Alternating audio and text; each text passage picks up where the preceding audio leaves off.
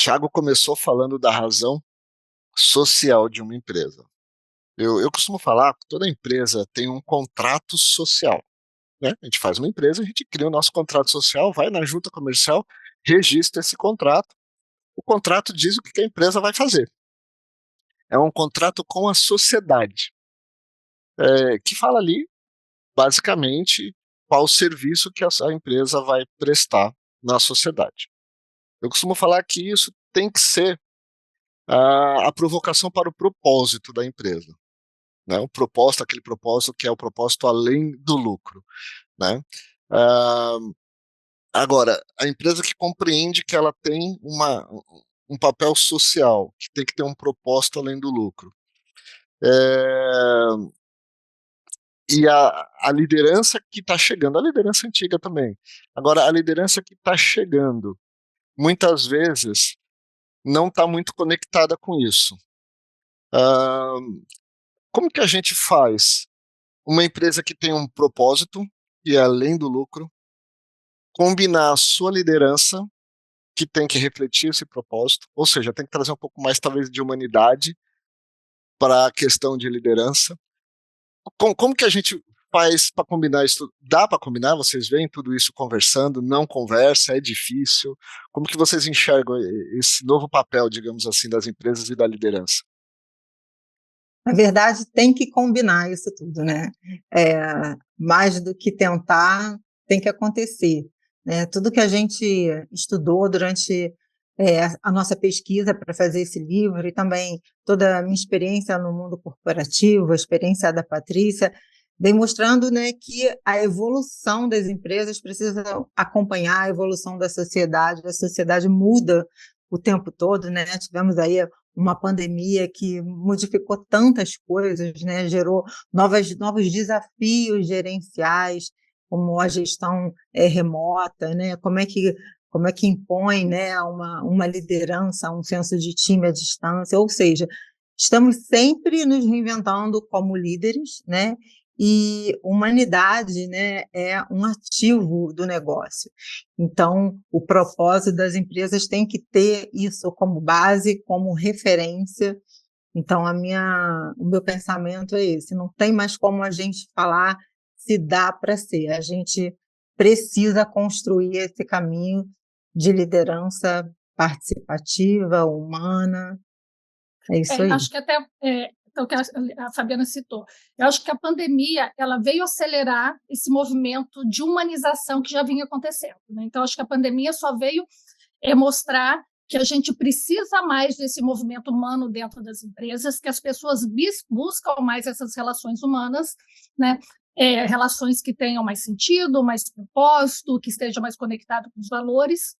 E não é à toa que a gente vê novos movimentos pós-pandemia, como o The Great Resignation, de pessoas se desconectando do trabalho, largando grandes empregos, porque não estão conectados mais com seus valores, a cultura da empresa não faz mais sentido. Então, eu acho que é um movimento que não tem como mais voltar para trás. Eu acho que existem empresas que vão ter seus movimentos mais lentos, mais rápidos, mas eu acho que esse é um movimento sem volta.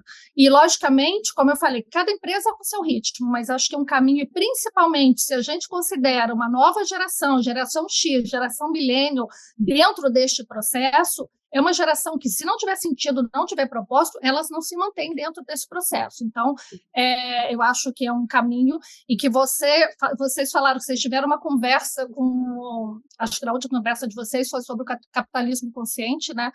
E o capitalismo consciente traz muito essa questão de gestão humanizada, né? Então, acho que empresas humanizadas precisam de lideranças humanizadas, e eu acho que esse é um caminho que a gente entrou nele agora com força em 2020, e eu acho que ele só tende a acelerar cada vez mais. De fato, a pandemia ela foi um divisor de águas para muita coisa, né? Para o bem e para o mal, inclusive, Sim, né? como tudo, né? Como tudo, né? Para o Como bem e para o todo. mal, eu acho que para o mercado corporativo, para as empresas, quebrou-se muitos paradigmas. Eu ainda enxergo muita gente presa a alguns modelos, Sim, muitas empresas e muito. muitos gestores presos a um Fácil, modelo. mudança não é simples, né? É, aquele modelo, Às né? vezes ela está na Comando, nossa controle. frente, está na nossa frente, a gente sabe que é necessário, mas é muito difícil o movimento da mudança, né? Mudar incomoda, né? Muito. Incomoda Mudar muito, né? incomoda. Dá Às vezes a trabalho, mudança é demanda, gasta boa. energia. Às vezes a mudança é boa, mas incomoda. Aquele momento de encarar, falar, putz, chegou a hora de mudar, é complicado. E às vezes quebrar essa cultura, e a gente começa a falar de propósito, a gente fala de cultura. Eu costumo falar também, eu sempre falo que eu costumo falar um monte de coisa, né? Eu costumo falar que cultura nada mais é do que o propósito de uma empresa sendo colocado em prática. Isso aí. Quando você tem consciência do propósito, é mais fácil ter uma cultura unificada. E aí a liderança consegue, né, a partir dela, que a cultura nasce de cima para baixo, né, a cultura não é de baixo para cima. A cultura nas empresas hoje é de baixo para cima. Por quê? Porque não tem um propósito claro, então a cultura acontece. Mas quando a empresa olha para isso de fato de uma maneira estratégica, né, ela tem o propósito, ela vai fazer o propósito virar cultura, a prática dela. Né? O propósito É vai o dia a virar a dia, são as prática dela. ações.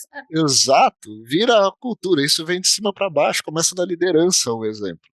Né? E muitas vezes é na liderança que morre muita coisa, porque as pessoas trazem os medos É a pressão, né? E a pressão, né? Existe, acho que o que eu vejo muito no dia a dia corporativo é que esse novo status, apesar dele estar rodando, eu vejo que as empresas têm consciência da necessidade de trabalhar dentro do propósito, de contratar pessoas que façam sentido dentro desse propósito, mas a gente ainda vive um dia a dia de resultados, né? E muitas vezes, nessa busca desse resultado, nos gargalos para que esses resultados aconteçam, as empresas se perdem aí entre o que eu faço versus o que eu pretendo, né? E muitas vezes é bem mais fácil fazer aquilo que sempre foi feito, né? É o caminho que se conhece. Fato é que hoje o caminho antigo não dá mais resultado, ou pelo menos não dá mais o resultado que o consumidor de hoje pretende e que os colaboradores de hoje pretendem. Aí a execução do propósito, né? Mas é um dia a dia de decisões, de pegar coisas, de largar coisas, para que possamos seguir aí nesse caminho que é o que a gente precisa, né? Que é o caminho do significado.